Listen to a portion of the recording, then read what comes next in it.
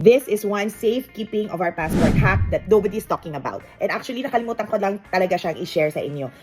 It is unconsciously that I do this. So, last night when I shared with my daughter how to do it, dun ko lang naalala na hindi ko pa pala na-share sa inyo to. Kaya I'm so sorry. So, this is how I keep our passport every time. Of course, laging nasa waterproof pouch yan. Hindi po nawawalan ako ng waterproof pouch. If wala ka mang waterproof pouch, use a Ziploc or plastic. Basta, yung waterproof. So, ito, ganito ko siya lagi sinistore. The rib or the spine of the passport is the one facing upwards. Lagi siyang nakaganito. Yan.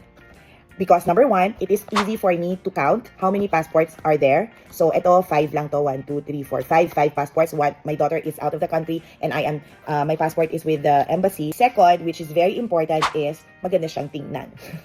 Number 3, it is also very easy to get in and out. Yung hindi siya nakabukadkad. And of course, the most important of all, keeping passports this way will be very prone to accident. Kasi whenever we put like a ball pen there, sometimes pag nagkamali tayo ng pasok, so baka maipasok natin siya. Kasi 'di ba nagmamadali tayo when it's boarding time, so nagmamadali na tayong pumunta or kinip natin yung passport natin very fast and quickly.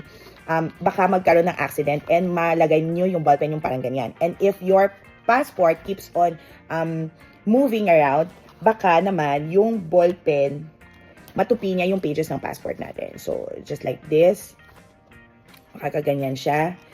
There. And if we keep it inside our bag, so syempre matutupi yan, ganyan. So magkakaroon ng crease yan. Or magkakaroon ng mark na guhit. So baka hindi na maging safe yung passport natin. So it is always best to keep our passport with ribs facing upwards. So hope this helps. Share and follow for more travel tips.